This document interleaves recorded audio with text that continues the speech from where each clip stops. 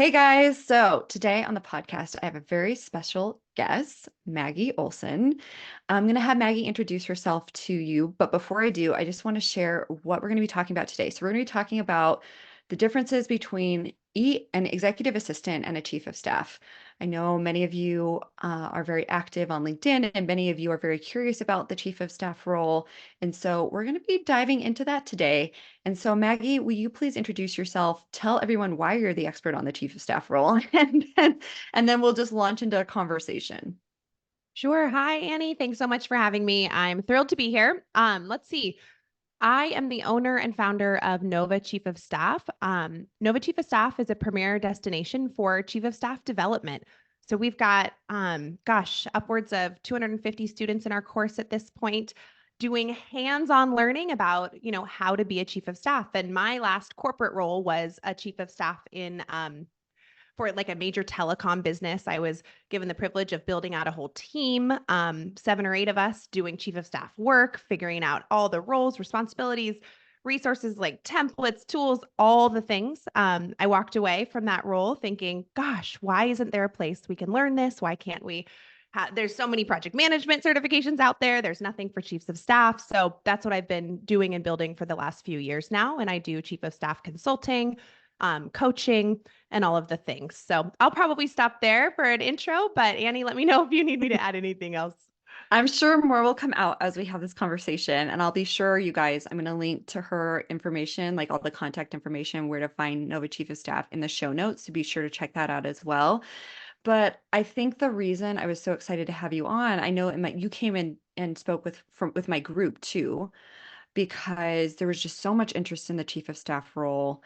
And there's just a lot of interesting discussion around what falls into the chief of staff lane versus what falls into the executive assistant realm. And they're both strategic business partners in their own unique way, Mhm. but it can look very different. So I Yeah. just wanted to have you on my podcast as well, because I feel like you could benefit my larger, broader community. Hmm. And I also wanted to give you some exposure and make sure that everyone knows what you're doing and what you're up to. Oh, thanks. And so, um, to kind of kick the this discussion off, what would you say, like, are the main differences between a chief of staff and an executive assistant? Yeah. So, they're similar in the sense that they both support a person. So we can get into that later. We can like make a note on this. Let's chat through like how that may be different from a COO. But it is confusing because EAs and chiefs of staff both support a person. They're both in this person's back office, and both of the jobs like vary so much dependent on a million different reasons, dependent on the seniority of the role. Are you junior? Are you senior? And this is for EA and chief of staff. They vary based on the type of industry you're in, the composition of the company, the size and maturity of the company. Like there's so many differences that it does make it hard to talk about the chief of staff role. And that is why I spend so much time on chief of staff education. So one of the visuals that I like to share when thinking about like how do these roles differ, a chief executive, a principal, your founder, those folks should be eyes up, focused on the vision and future of your company. They should be looking ahead at the future. But we all know that as business owners, those people often are like heads down chasing executional tasks and follow ups and different things. A chief of staff basically comes in and can be that executive strategic partner that's excellent at execution, and the chief of staff organizes and prioritizes and basically owns the management of that leader's business priorities. Where an executive assistant, oh my gosh, master problem solvers, they're doing a million different things every day. It's different every day. But it's more focused on logistics and travel and expensing and problem solving in new and different ways. But it's not so much leading major initiatives for the executive. Yeah. Yeah. And so,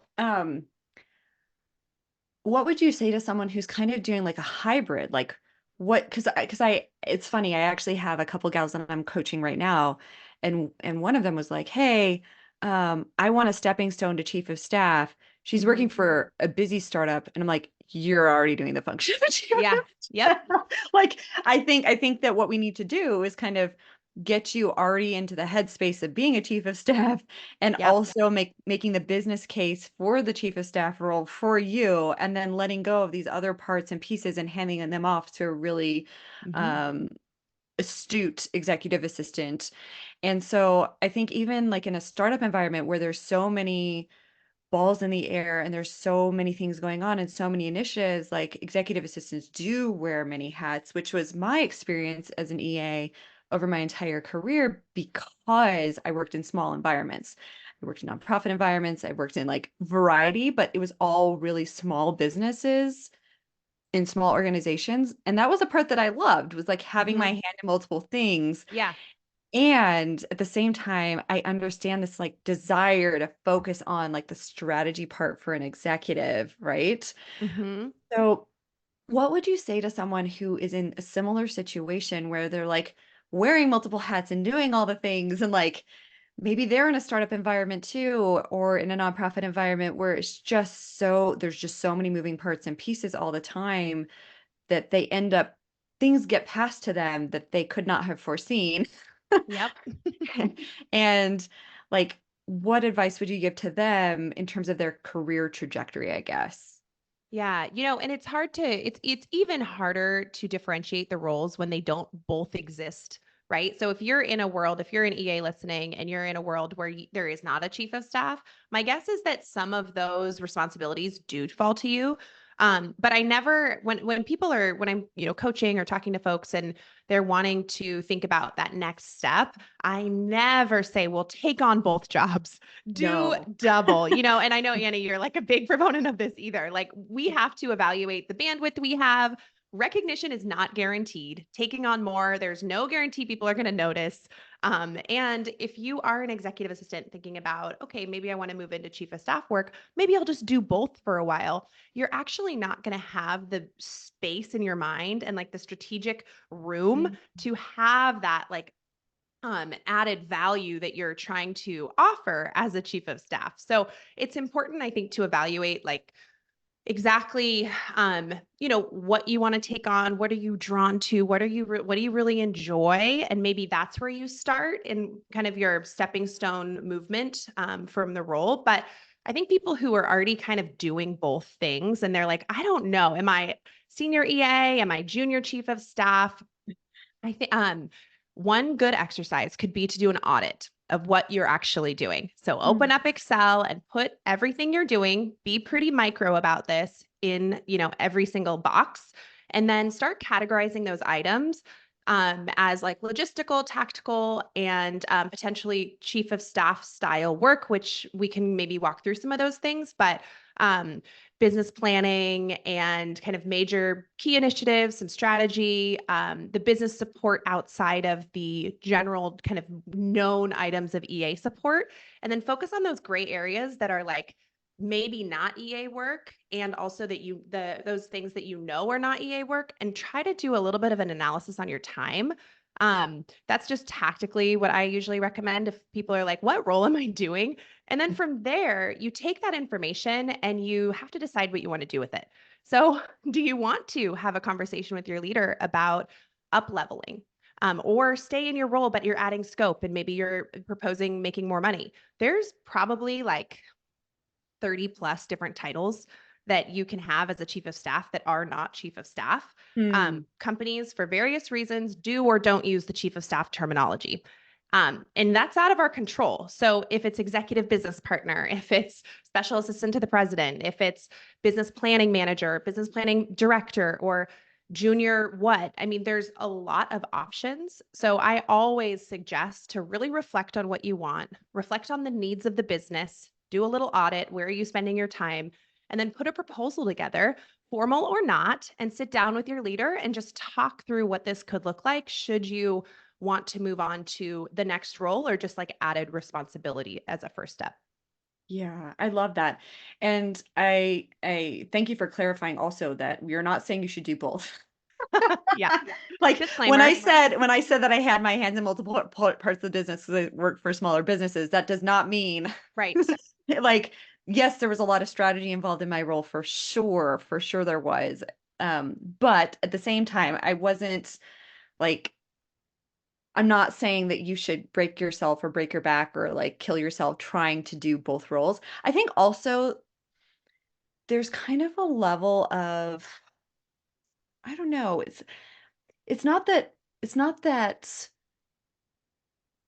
I think that once you're in the EA role, it's going to be hard for anybody to see you as anything different unless those responsibilities have been passed off to your predecessor who's going to take over your executive assistant position, right? Yeah. If you're And in the even same then, environment, you mean like if you're, exactly. yeah, yep. Exactly. So say you talk with your executive and you decide that the chief of staff that he wants to implement a chief of staff position for you, and if you're still stuck doing his calendaring, like really consider like those things say something, right? So Yep. you're going to be a chief of staff, be a chief of staff, make sure that you've carved out that position for yourself and also recognize and realize that there are a million different hats that we all can wear Hmm. and that it can look different for everyone, right? Like that's or Yeah. the reality. And That's kind of the hard thing in this role is like every role looks different and every yeah. executive assistant role and every chief of staff role, they all are so varied. Yeah. Because the office of the CEO or president or whatever we call them, principal, is going to be so different for so many factors. So all of those jobs, will take on a new kind of meaning. But yeah, we should probably like let's pause here maybe and talk through some of the things that chiefs of staff do, because that might be helpful to people saying like I've heard this term, but like what do they actually do? Because I've never worked with one. How Yeah, does that sound? I love that. Yes, please. Okay. And then I think as a little side note, just something you were just saying, you also can't do the EA to chief of staff transition in the same, like for the same leader without that leader's help with the transition from a messaging perspective. So Yes. like you have to get the support from your leader in like telling the whole executive team that you are transitioning and here's what you're doing now and here's what you're not doing and here's the person who's backfilling you and having consistent messaging and having them they can't just say okay you got this because a lot of leaders they're kind of hands off in some of those warm fuzzy ways, right? But that it just will not work from an EA to chief of staff role in order to give the EA the elevation. So I just wanted to add that in. I don't know if you have anything to I add on think there before. I do. I think creating a plan of action for that transition is very wise. Not only like for the handoff and making sure that you've got like clear start and end dates with regards to the handoff, but Yeah. also in terms of like communication, like Maggie Yeah. was just saying. Yeah. So actually come up with an actual like written plan, get Yeah. buy-in from your executive so that Yeah. you guys can execute it together. I like that as Yep. like your first chief move as chief of staff. This is the timeline. Here's the plan. Yep. We're going to be transitioning so and so into this role. We're going to Yeah. let the ELT know at this point, date and time, all those things. Yeah. The emails we're sending. Yeah. I love that. Okay. So let's dive into what a chief of staff does. I will start with the very broad term, and a lot of these are broad terms that we can dive into.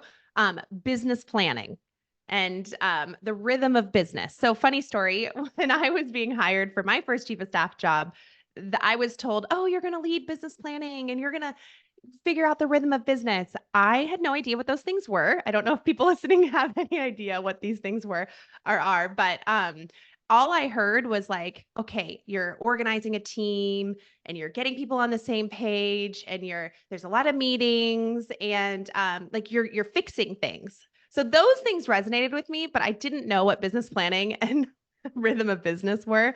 So I will dive in. Business planning essentially is a very broad term to that it really incorporates like planning the whole sequence and rhythm of business for your leader, including keeping them prepared for things they're showing up for.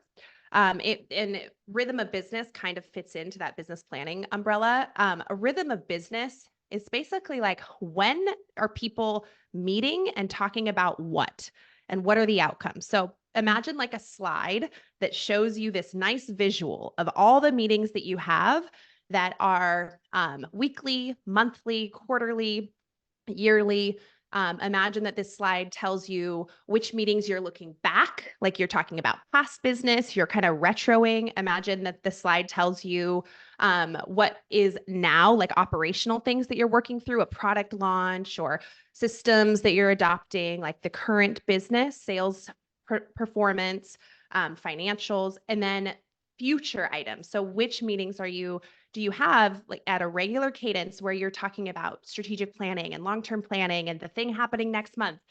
That is a rhythm of business. Do you have time set aside to drive your business forward with the levers that you need it? So when we think about an executive, they're running around and doing a million things. They're traveling or whatever, who knows? We can never find them, right? But these meetings are where they give the approvals. They're where you can grab them. They're the places where the team within the pillar or work stream, like operations, can go and get that CEO approval, for example. So it's really important. And as a chief of staff, and I think executive assistants do this too, it's our job to reduce the noise and reduce the chaos of a back office. So a lot of times this like rhythm of business is not documented anywhere. There is no slide. There's just a lot of things happening everywhere. There's a lot of meetings going on. So one thing that I always say should happen in the first month for a new chief of staff, probably sooner even, is document the current state of the rhythm of business. Like what meetings are happening when for that leader. And what this allows, and in general, like document current state is a great thing for chiefs of staff to do, because then you can take your understanding of current state and start to identify what's missing and what's not there. And that's what gives you room to make strategic recommendations and make a strategic impact. So I'll pause there for a minute. But I love that. good. This is so interesting. Okay, so then how would you propose, I know I'm getting ahead of myself here, but like how would you propose the actual implementation of the strategic plan? Like if you're taking the plan on your shoulders and you're going to make sure that everything is enacted, what does that look like, especially in conjunction with an executive assistant? Like Yeah. how can you two work together to enact the strategic plan? Yeah. Okay. So let's talk about that. Briefly before we move on to there, I'll just name a few things, and Annie, we can come back to them if you want. But other Sure. things that chief of staffs do. Oh, sorry. No, no, Sorry. no, I got you're good. super I just excited. want to help people get a kind of a clear, full picture. So we're going to be jumping around anyway.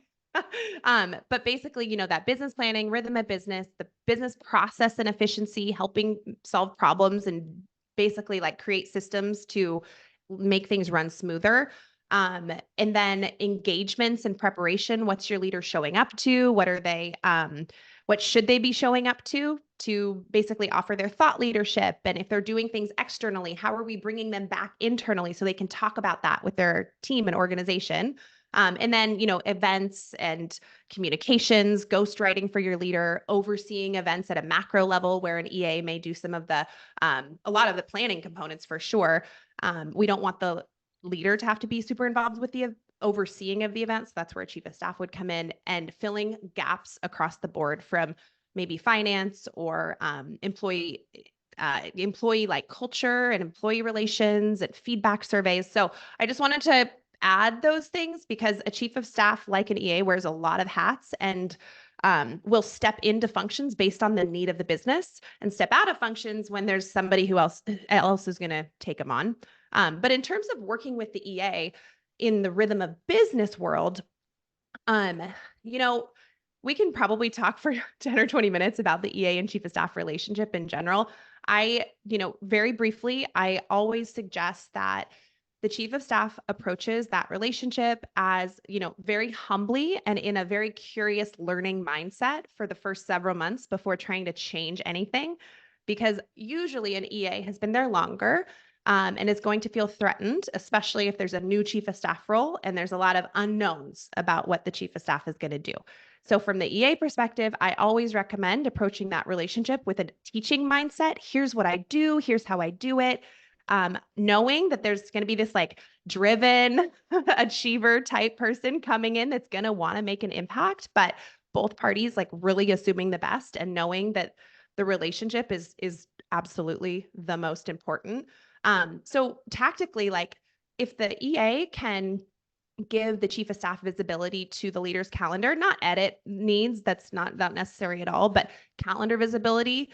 And if they can work together and the chief of staff can sit with the EA and actually learn first a few days what the EA does, like a few hours each day. Okay, this is actually what this EA does. The chief of staff will be well equipped with much better information to do their job. So building this rhythm of business out, it's basically like what exists, who shows up, what's the prep, and the EA can say, oh, these people show up, these people usually don't.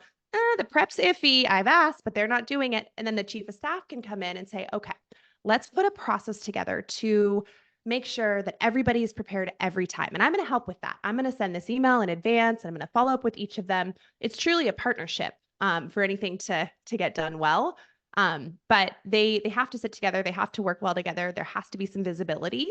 And the chief of staff can't just say, okay, I figured it out. Here's our new rhythm of business.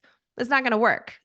Yeah. The chief of staff has to propose these things to not just the EA, but the SLT, the executive team, and the leader that they're working for. How do you feel about adding in this operations meeting? We really don't have a function for that. Should we try it for a month and see how it goes?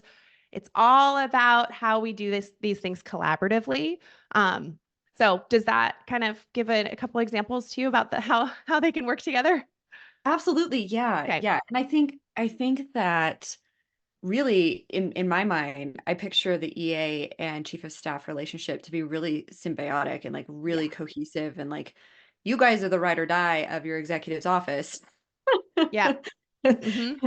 And what I love about that is that you can offer each other support too. Like Yep. no longer for so long, it's just been the executive assistant and the executive assistant ends up feeling siloed and like, really that can be a huge bummer. And so I love that you can draw off of each other's strengths. I also like this idea of I've always kind of likened, I've said this before on this podcast, I've always kind of likened the executive assistant as the bridge between her executive and the rest of the organization. But what I love about the chief of staff role is that you two together can be the bridge because where other people won't want to go to the executive, they won't want to be like Yeah. really upfront and like transparent with the executive because they're the executive. Mm-hmm. But they don't have any problem coming and talking with their assistant, or I would Right. assume the chief of staff also. So, Yeah. if Yeah. you can be that source of information for one another, not in a selling out type way for your colleague, but like, hey, this person has some sensitivities around this thing, tread lightly. Like 100%. you can kind of guide and support one another in that, which Mm-hmm. like in my mind there's nothing better than that because then you guys are really locking step and you're really supporting the executive and you have his Absolutely. back and it's like double trouble. It's Yeah. awesome. Yeah. Absolutely. I think you hit the nail on the head there. Yeah. Okay, so anything else that we need to know about the COS role and any other like tips or strategies that you want to share? Oh my gosh. Whew. I'm sure so much. Like you have a whole course around this, and like Yeah. we only have so long on this podcast, though. That's the I thing. know. I know. I think that you hit on something earlier that comes up a lot when I'm talking to people, and that's just one of the biggest things people come to me with is the struggle around confidence and if Mm. they can do the job and not feeling like they're equipped well enough or that they have this traditional education to allow them to be, an effective chief of staff or that they'd even be considered in an interview. Well, first of all, I talk to EAs every day now, and many are telling me stories of their executive promoting them to chief of staff. So, first of all, that's incredible to hear.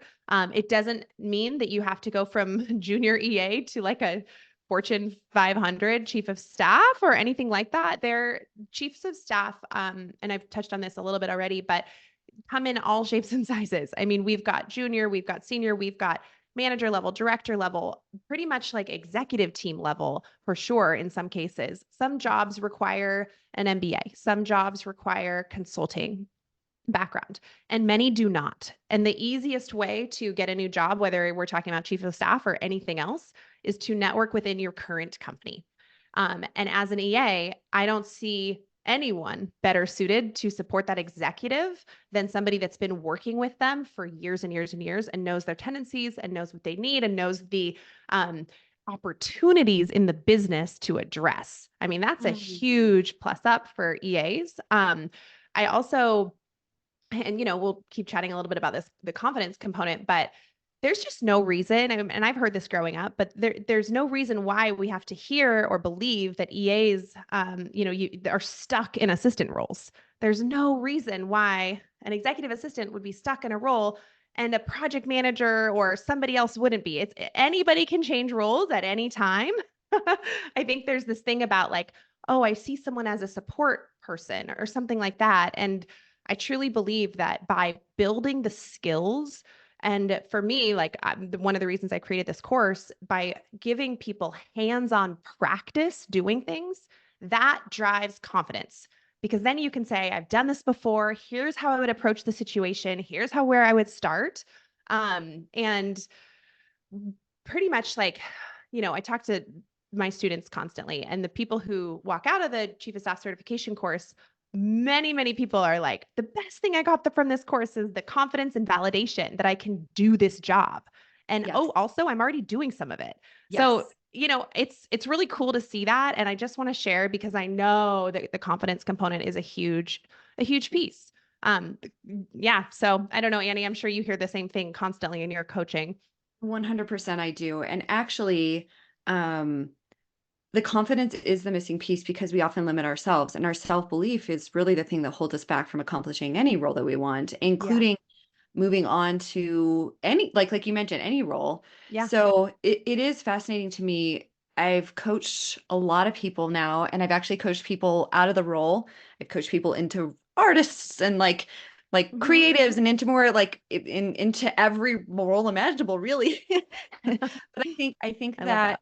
I think that we often limit ourselves because we're on a certain trajectory and we're like, oh, well, this is it for me. And there is no upward mobility and there is no path. And I'm like, literally, you can write your own path.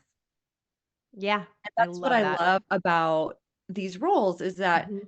you gain so much knowledge, you gain so much insight into different aspects of the business. You could, you know, you could literally make a leap into anything. There may be a gap in your skill set. You may need to get some extra training. You may need that type of support. But really, that's not what's holding people back. What's holding people back is what's between our ears. It's Yeah. like the way we're choosing to think about ourselves. It's the way we're choosing to think about our roles. It's the way we're choosing to think about our futures in those roles. And so I am 100% with you there. I think that confidence is a big thing, and rightfully so. I mean, if you don't know the role and you aren't sure what's going to be required, of course you're going to want to get all the information, especially if you're a planner, which most executive Mhm. assistants are and most chief of Yeah. staffs are. Yeah. So we just want to plan, like just give me the plan, but there is no plan. That's the thing with these with like, because they are so unique, because each role is so unique, there is no one way to get there. There is no one path to success. It's Yeah. just the path that you create for yourself. Yep. Yep. Yeah. So I think what I love about this conversation too is that hopefully this will get the juices flowing for my audience and helping you Mhm. guys think about, like, where do you want to take your career? Really, the sky is the limit and there's no shame in any path. So what is it that you want? And that's a question that's really hard for a lot of us to answer because we Mhm. spent so much time and energy thinking about what our executives want or what our family wants for us or what other people want or what society wants or what we should be doing, or all of those shoulds, that we never actually stop and ask ourselves what it is we want for our lives and what it is we want for our careers. Yeah. So Yeah. Yeah. that's my number one thing, like especially as I coach people. And yes, like I've got a program, and yes, it's geared towards like really strategic partnering and like leveling up your assistant skills and all those things, which is Yeah. lovely. Yeah. But ultimately, like, I'm for whatever you want. Mhm. Some people just want to go and do their jobs and go home and be happy. That, like, if that's what you want, awesome. Like, There I'm is not, nothing better there's than nothing career wrong. alignment and contentment. Literally nothing better. Exactly. Yeah. Yep. Yep. So I think that that's really the crux of the crux of the issue is like really figuring out what you want your career to look like. And so throughout the course of this year, I'm going to be bringing on people to kind of challenge you in that way, all of you, my listeners, in that way, and starting with Maggie for sure, because I want you guys to kind of think about your career path and think strategically about it, and to create that for yourself, and not to be held back by the fact that there isn't a current position at your company with the title that you want. Yeah. Yeah. I love Because that. I mean, you can create a business case. yeah, absolutely. And people are probably sitting here thinking, okay, I could work on my confidence, but what about the financial aspects of the role? Or what about like the things that I don't think I'm good at? You can learn what you need to learn. If it's chief of staff you're after, chiefs of staff are generalist, like we do need to have a great base level understanding of a lot of things and the ability to dive in when we need to. But starting out with an incredible competence of like the financial aspects of a new business, you don't have to have that to be a chief of staff. What are the most important things? Who's your partner when you do need a partner to dive in? How are those business things, driven together? Like, anyway, we could go on and on about this, but I do believe that everybody can do the things they want to do and that we are the ones holding ourselves back for sure. Yeah. Okay, Maggie, can you tell everyone where to find you, your course, all the good things Yeah, before? absolutely. So I am on LinkedIn, Maggie-Olsen-COS, and our course is novachiefofstaff.com. So NOVA. And you can find a lot of information on novachiefofstaff.com, including information about the course and coaching. And we do fractional chief of staff consulting as well. But the course is front and center right now. So please reach out if you have any questions. Hello@novachiefofstaff.com. Thank you so much for joining me today, Maggie. I You're know welcome. my audience is going to get a whole lot of value from this, so I really Good. appreciate you. Good. Thank you so much, Annie. Okay, bye-bye for now. Bye.